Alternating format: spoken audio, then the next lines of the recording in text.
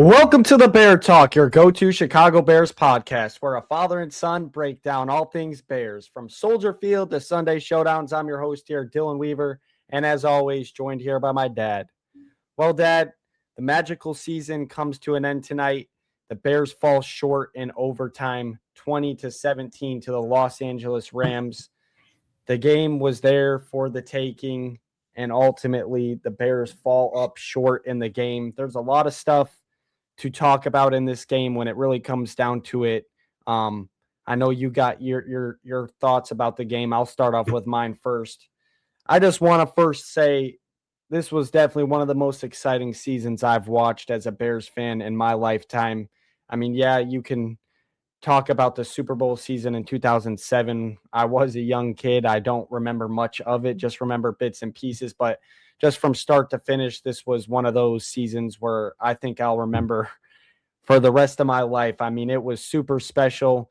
And I mean, you're talking about 4th and goal, game on the line. Caleb Williams gets pressure right away. You see him just running back. I'm immediately saying that it's over. That's it. And here he is, heaves a 40-yard pass to Cole Kmet in the back of the end zone to send it to overtime. But just some thoughts throughout the game. I just want to give a shout out to this defense, man. The defense hasn't really helped us all season, to be fair. Early on they did, but the back half of the season, it's really been the offense bailing this defense out. But today, when you're talking about a high-powered offense, I mean, this defense showed up in multiple phases. I just wanted to give a shout out to Jaquan Brisker and Kyler Gordon. I thought they had a hell of a game on defense, just coming off those edges. Even Kyler Gordon in coverage on Puka Nacua. I mean, we'll get to it in the stat sheet, but they really shut Puka Nacua and Devontae Adams down. I mean, these are receivers that have multiple touchdowns in a game, 100-yard games. So just a shout out to the defense. And then ultimately the offense falls up short between the opening drive, Roma Dunze right through his hands, touchdown that leaves 7 points on the board. You're talking about that last OT pick, which I'm sure a lot of people will start to see clips of it on Twitter, but it was one of those balls where Caleb's throwing with anticipation, trusting DJ Moore. DJ Moore turns out of it, cuts out of his break, and sees a defender on him, doesn't think the ball's thrown to him, and he jogs. The safety runs. The safety gets the pick, ultimately sets up Matt Stafford and them to drive down the field and score a touchdown. But I know you have your woes with the 4th down decisions today, which if you do look at it in hindsight, it does make up where the Bears probably would have won this game. I will say on my side of it, all those 4th downs today were 4th and 1, and our offensive line just got absolutely demolished in the run game. I will say that too. And then, I mean, the 2 picks with Caleb, I mean, we can really get into all of this, but that first pick on Caleb, it's 4th and 4.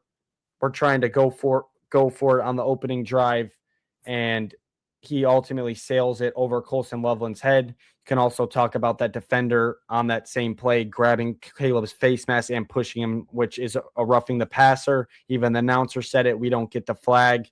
It is what it is, but that's a pick. The second pick, I would say, is the one pick today where it was Caleb's fault. He threw it into double coverage to Luther, and it was just a terrible decision.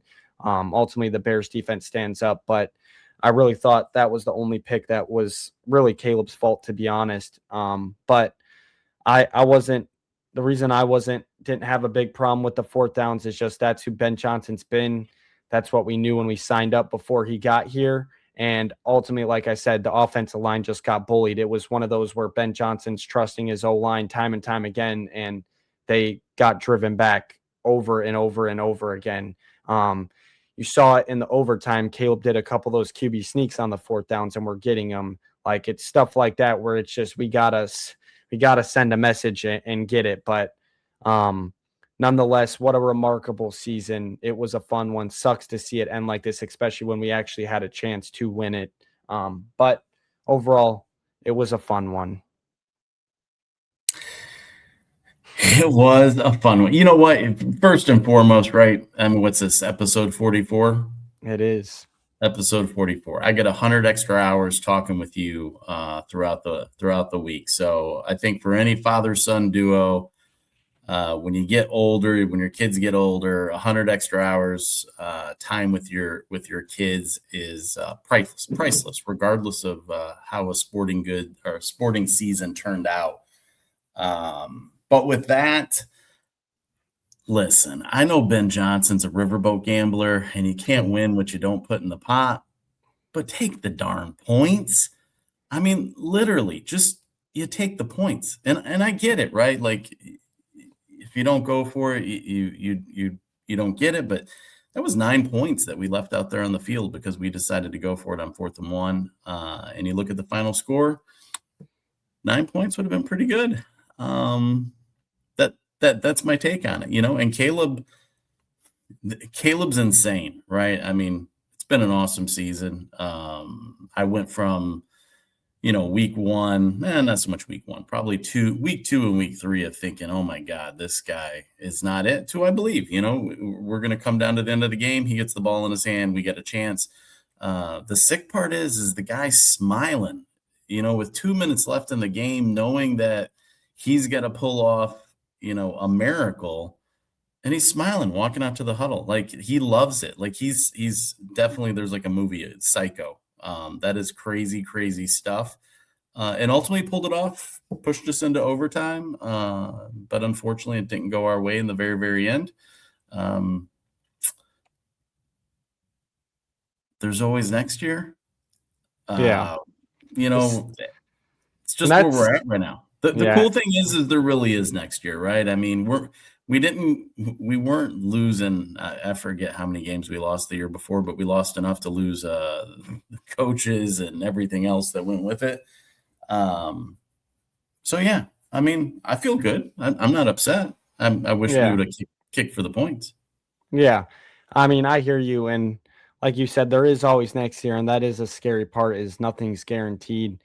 And they're going to have to earn it again next year with a first place schedule as they finish first in the division. So that is the scary part about it, is nothing's guaranteed. We're not promised to be in this position next year, but with the people that we have, the people in place with now Ben Johnson, Caleb Williams, like you mentioned, and then all the young rookie talents that were this year between Colston Loveland, your Kyle Manung guys, your Luther Burdens, those types of players out there.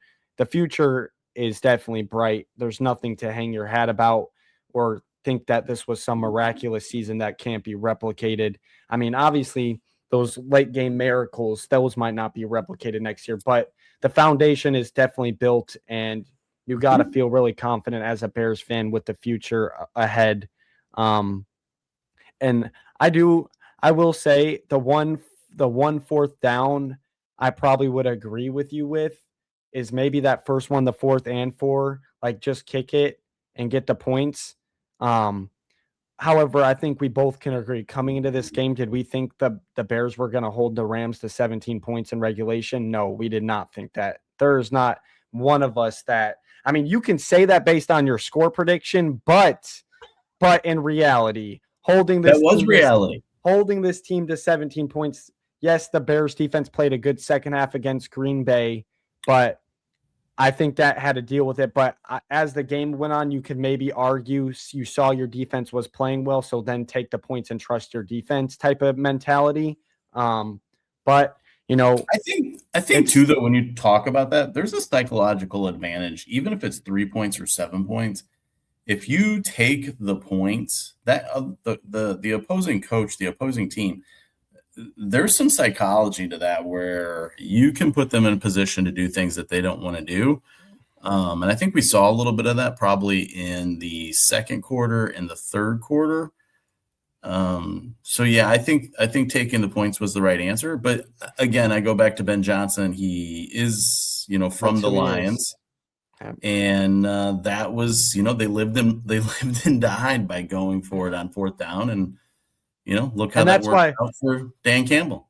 Oh, and that's why, like you say, it's a psychological, but you can also be devil's advocate. It's also a psychological thing. If they get it, then the defense is like, oh my God, we can't, they just get it. That, it's both ways. It plays to both ways. Obviously, hindsight, like I said, it's an easy thing to do. Hindsight, I will vouch for you, though, in the moment you were saying kick the points, take the points, take the points. But it is what it is.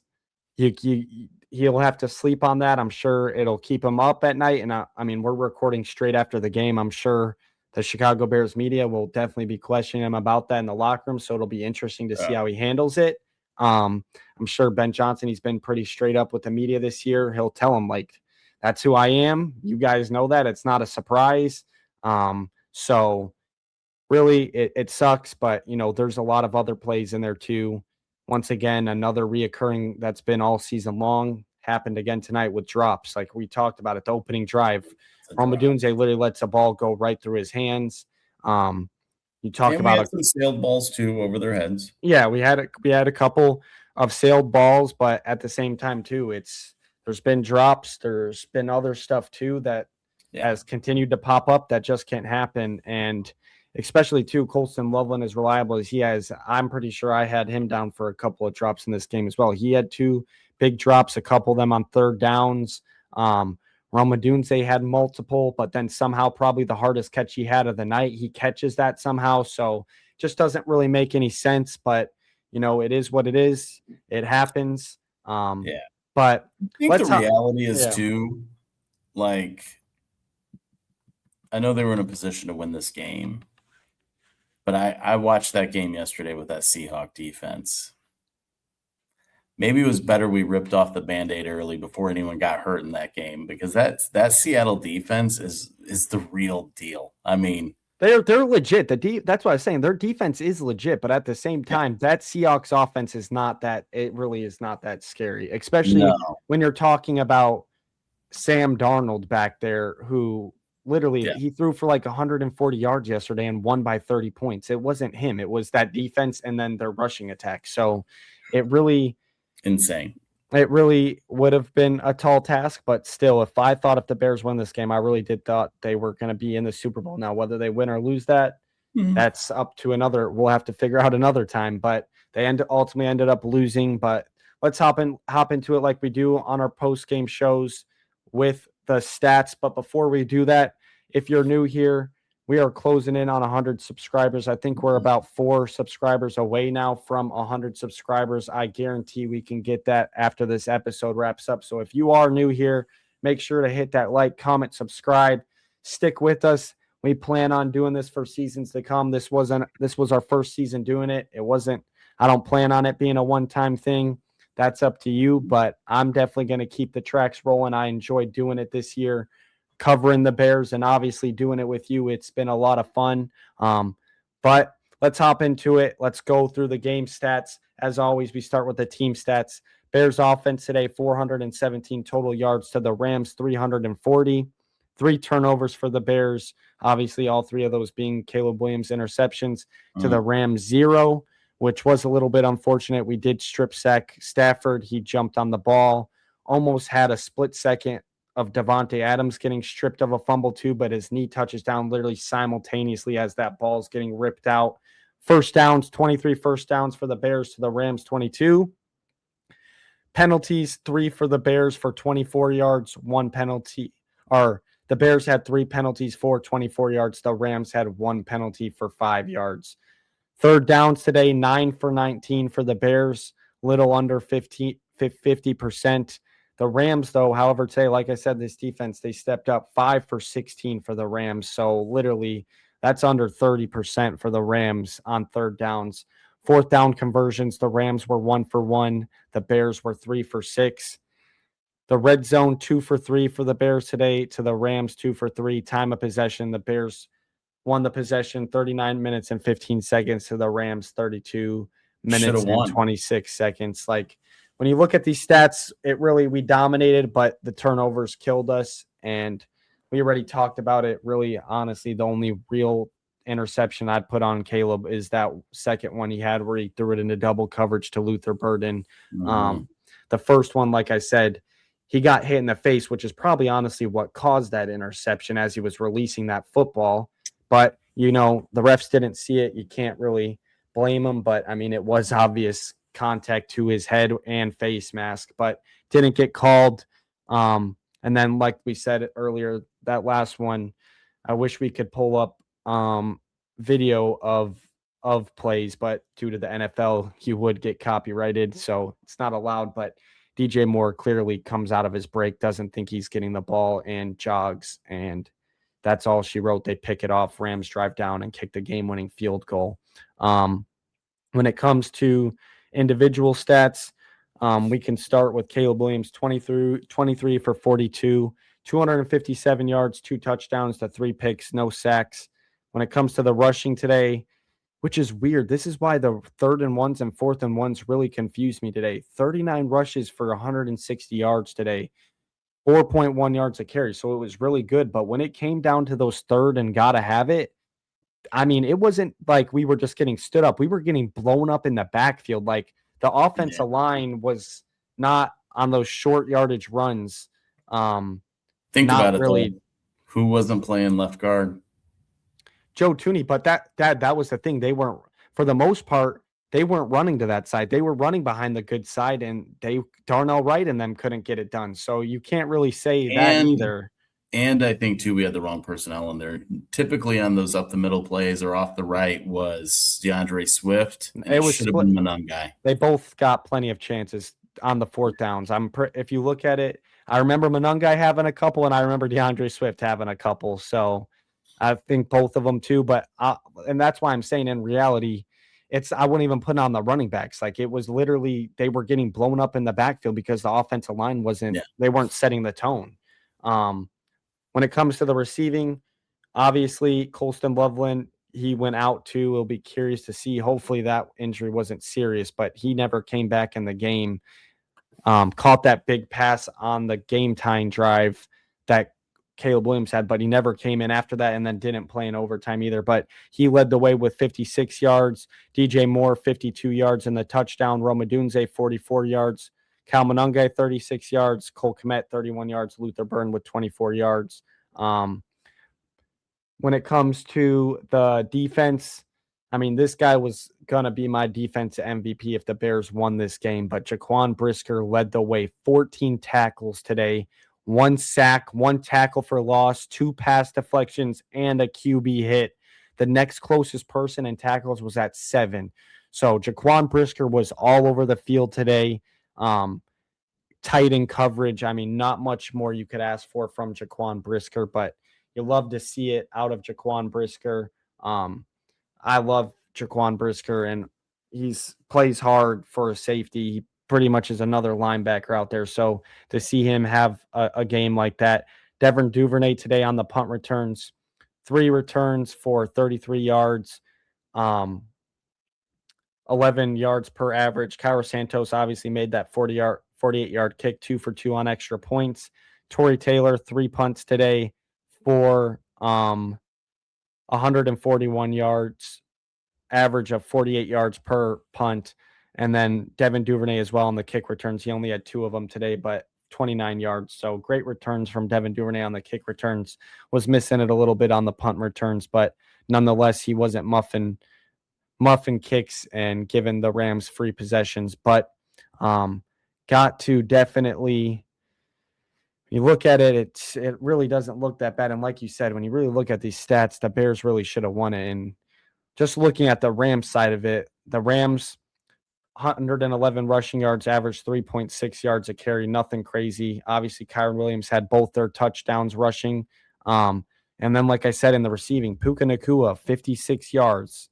Devontae Adams, 24 yards. Like, in all reality, dude, this Bears defense came to play today, man. And it just sucks that the offense really couldn't find their footing.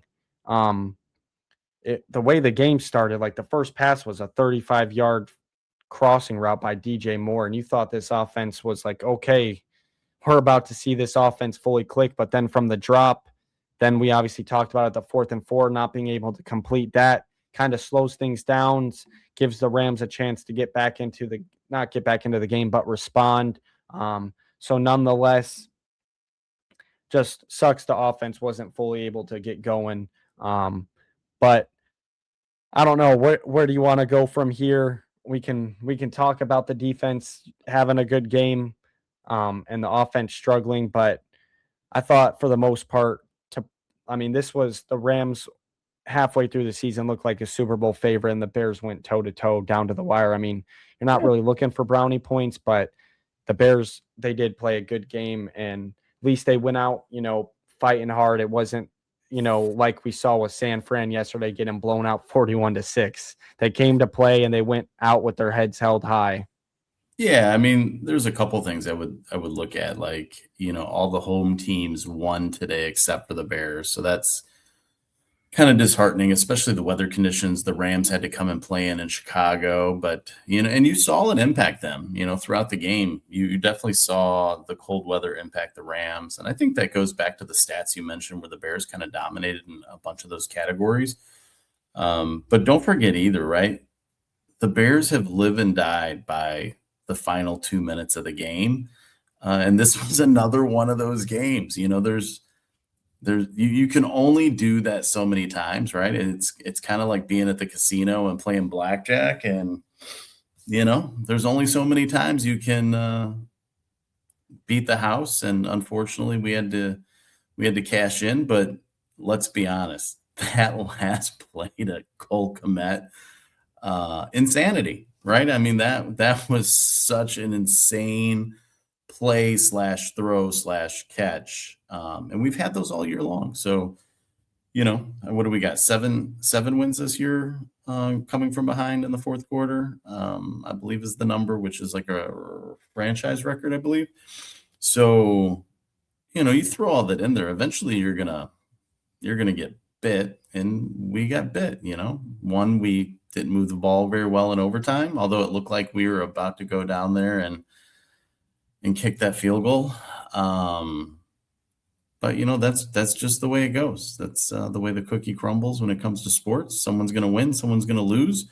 But I think ultimately, like I've said before, we won this season. It was a fun season to go through, watching and analyzing and, watching together via Discord. That was kind of, that's a fun new thing that we haven't done before. So the whole thing was cool. I mean, you really can't go wrong. I know we got to digest this game and watch the championship round, and then obviously to the big game, and see who wins. But ultimately now we're looking at the draft, free agency. Are we going to lose any coaches? I pray not. We're definitely going to lose some coaches, 100%. That's what I'm saying. The Bears aren't used to this, but when you are one of these top teams, people are going to get snagged from you, for DC. I mean, especially, just off the top of people that you should be. Yeah, I was about to say Al Harris is probably number one, and he might be going to our rival. I mean, there's already rumors of it. He used to play for the Packers. Al Harris could easily be out the door going up to our rival, which would definitely be scary. But like we said, we haven't been in this spot in a long time, but when you have a good coaching staff, that's what happens. People get snagged from you, especially position coaches, to go play DCs. And as much as it sucks, you got to be happy for them, because it's just like us in real life, us people that have real jobs. It's their job too to get promoted and move up in the food chain. So he definitely would deserve it. But just looking at Twitter while we've been talking on here, I mean, you got people like Terrell Owens, Kelvin Johnson on the timeline, just really getting on DJ Moore. It's bad. And I mean, when you watch that replay, I'm telling you, dude, he turns out of his break and just stops and comes to a jog, and the safety pretty much runs what DJ Moore's route would have been. And at the bare minimum, that pass turns into an incompletion. But if DJ Moore keeps running his route, he's still in front of him, and he probably catches that ball. But nonetheless, that's what happens. It'll be tough film to watch. As much as clutch plays DJ Moore has made for us, we've seen it. It'll be good watching him somewhere else next year. Yeah. I mean, dude, it is. It's tough to see it like that. But man, just watching it back, it just sucks just seeing him literally give half effort on a play where you could literally seal the game. Because if DJ catches that and runs his route, I mean, that was down to the red zone, and then they probably kneel the ball to whatever hash Kyra wants, and we're talking about a different story here. But ultimately, Woulda, coulda. Shoulda, coulda, woulda. But Man, dude, it was crazy. It was definitely a crazy season, and I know we don't want to talk about draft picks now, but the Bears officially have locked in the 25th draft pick in the first round. So, what left tackle is going to be available at the well, 25th no, pick? I don't think that's going to be. I think it needs to be. I mean, this defense started to show when they are healthy, they can play, but the Bears are a legit elite pass rusher away from this defense really being somebody like in all reality. I mean, you saw DJ the Moore trade pressure. package. You see, yeah, I mean, you see wow, man, just scrolling too. Patrick Mahomes even gave Caleb a shout out. He said, "What in the world?" Like, I'm sure that tweet was to that 4th and goal throw, but I mean, that's been Caleb this year. He made a name for himself. I mean, he already had a name for himself coming in the league, but you had the doubters last year, and I think Caleb Williams stamped himself. When you look at the stat line and see the 3 interceptions, there's a lot of context that comes with that. And like you said, it just sucks. You're talking about who's probably going to win NFL MVP. Matthew Stafford today, 20 for 42. That's like a 46 completion percentage, 258 yards, no touchdowns, no interceptions, and got sacked 4 times. So it just sucks that this defense, the game they do show up, the Bears offense, we couldn't get that full complete game, because if we got that full complete game today, you're talking about a legit blowout, like in all reality. So it just sucks to see them go down like this. I'm honestly at a loss of words. It sucks. I'm not upset, but it is hard when you just look back at some of the plays, some of the scenarios, but it is all hindsight. It'll be interesting to see what happens going forward. And like you said, I mean, DJ Moore, that could have been his last snap, and to go out like that, especially for a guy like when you hear I don't want to harp on him too much, because like he was the Packers killer this year. Like, he's made great plays, but we also saw in that Packers game too, the same type of play where he gave up on a ball that he could have easily scored a touchdown on. Like, we've seen him do it with Caleb, which is weird, where he kind of just gives up if he doesn't think he's going to be open. And you just can't do that as a receiver, especially in a Ben Johnson offense where a lot of it is on timing and anticipation. And Caleb trusted him, and ultimately it wasn't a good look, but man, it hurts. It's starting to settle in a little bit for me. It really is. Because when you're just this close, man, like then you're just one game away, but nonetheless, sucks to see them go out this way.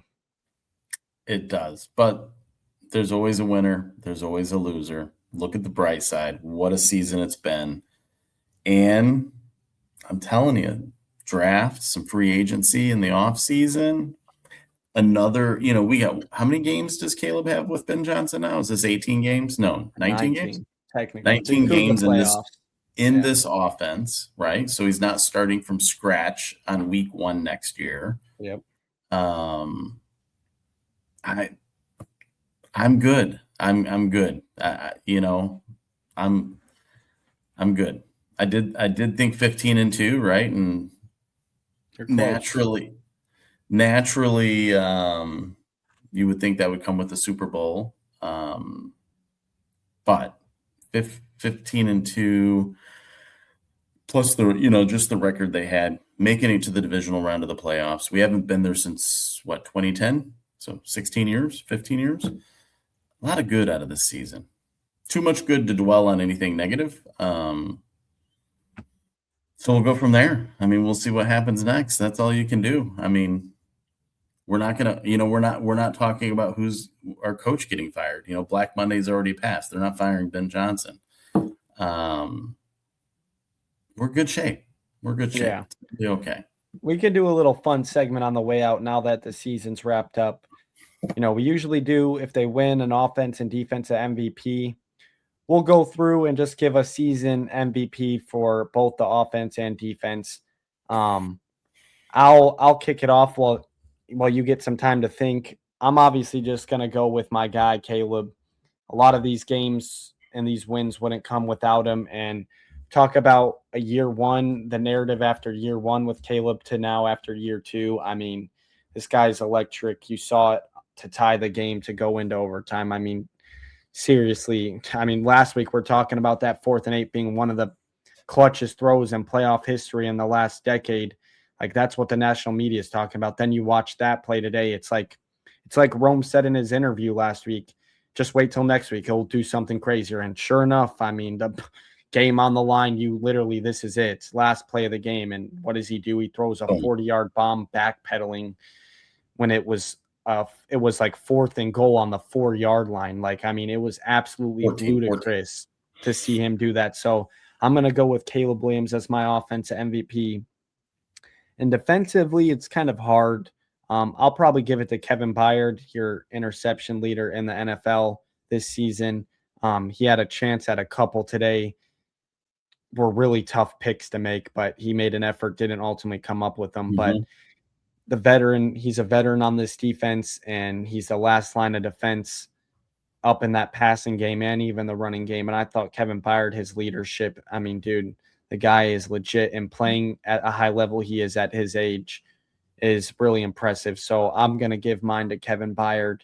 And obviously an honorable mention to the whole coaching staff as well. Like, hands down, it's the best coaching staff we've seen in a long time. There's no more dumb coaches out there doing stupid stuff.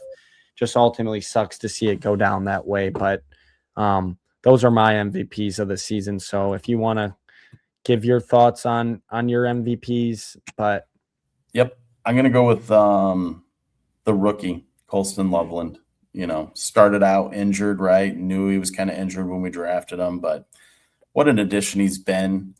Typically clutch when it comes to making those catches. I mean, think about the Cincinnati Bengals game, right? As you reflect back on cool things that guy's done with that amazing catch and run for a touchdown at the end.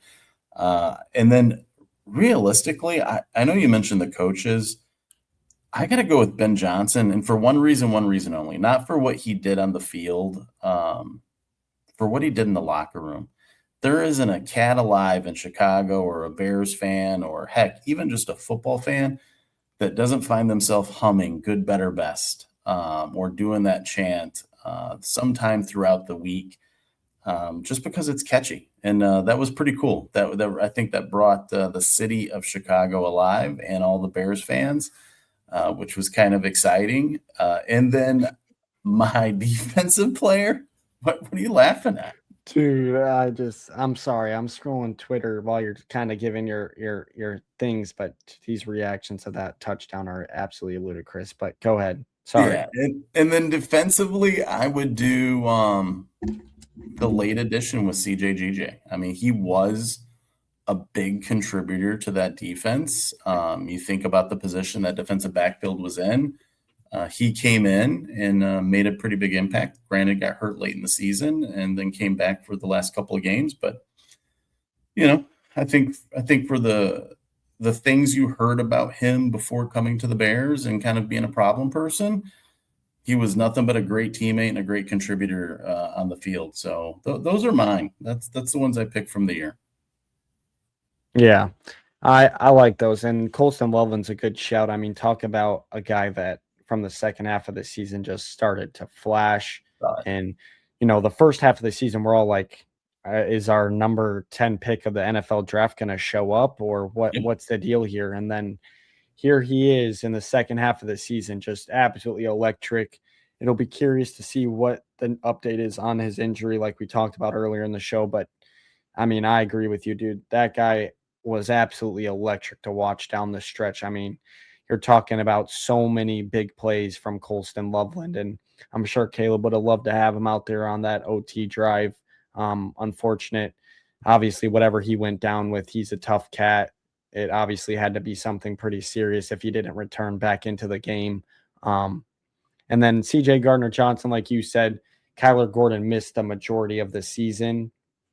And for him to come in and fill in at the perfect timing, because that's when we started going on these stretch of wins. It was really cool to have him a part of the locker room. And when we first got him, there was a lot of Bears fans out there and media skeptical because of the locker room head case that he can be, but it didn't seem like any of that happened in Chicago. And that's, like you said, it's a credit to Ben Johnson and his coaching staff being able to keep players like that under control and in check, saying that stuff's not going to fly around here. and we didn't hear any stories of that. So it's absolutely amazing, and it was one remarkable season, one for the storybooks for sure. Just ultimately sucks the way it went down. But if you have any closing thoughts, I think I'm good on my end as far as any of that goes. But just sucks, man. It hurts. It'll be okay. Oh, Guess it will what? be okay. Yeah, sun will rise tomorrow, It and you got there's next year. There's there's always next year. always next year. Spoken like a true Chicago sports fan. No, I think that's it, man. I think we wrap it up and we start preparing for what the off season looks like, and what are we gonna add to the wrinkle to the mix for next year, and different things we want to do, and kind of recap, and we go from there. Ultimately, enjoy the last few weeks of football, or last really 3 games, right? Because Two then, games. Well, yeah, I guess the two divisional yep, games are the championship games, and then the Super Bowl, and then obviously Monday night tomorrow we got the college football championship, which will be interesting to watch. so we got 4 games But left. still got some football left to watch. It sucks that it comes to an end, but I'm glad we got to enjoy some postseason football this year nonetheless, because as Bears fans, we're usually just watching the playoff games, whether Yeah, that's sports gambling or just watching for fun. We actually got to be a part of it this year. Um, but nonetheless, it was a great season. And like you said, I still plan to, do some shows during this off season. Maybe next week we'll do a recap show of just the whole season, maybe some of our favorite memories, some of our favorite highlights, maybe even have some guests on, some Bears fans that can share some of their stuff that they enjoyed this season as well. Um, I know your sister, my aunt, she was at the game for her first Bears game. I know you were saying she's 48, first time being at a Bears game. It sucks it went down like that, but still, what a crazy game to be at. I'm sure that fourth down and goal passes, the reactions. Granted, the Bears lost, but seeing some of those videos are probably going to be insane. I've seen a couple on Twitter already, and it is absolutely ludicrous to see that play get pulled off. But sure, we'll have some ideas up our sleeve of what we can do. Obviously, the draft is a big one too. mhm. I'm not really the smartest guy when it comes to who might be in the Bears range, but maybe I'll dive deep into that and learn some stuff about the draft this year to see some Bears. Maybe we can do a little mock draft of who we think are going to be some good fits for this Bears team going forward. But I'm sure we'll figure out some stuff to do along the way to keep our viewers out there engaged in the off season. But I think that's it. I think that concludes the Bears 2025 season in year one with Ben Johnson. It does conclude it, but guess what? To be continued. To be continued. But let's send our viewers out in our fashion like we have all season from the start of this show. We'll catch you next time. But for now, Bears.